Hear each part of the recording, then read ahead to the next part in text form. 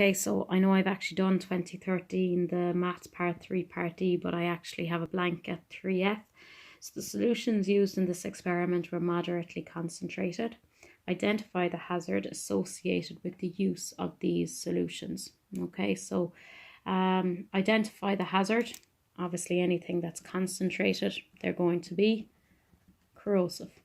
Okay, you could also write there that they burn the skin or damage the eyes. Okay, next there, describe or draw a symbol that should be used to label these two. Okay, so corrosive is where we have our test tube firstly here with our dropping. Okay, and then we have a second test tube also dropping with liquid, and then we have it pouring onto a surface, and then we have it pouring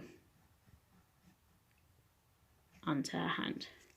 Okay, now they can also mean harmful or irritant, so you would get your marks as well. That's obviously your drawing of corrosive. They have to be linked, but you could also just draw a cross. Okay, but if you write harmful or irritant, you have to have the cross. If you write corrosive, you have to have your dripping or pouring onto your surfaces. Okay, and then what experimental problem would have been encountered if 0.1 molar rather than 1 molar solution was used?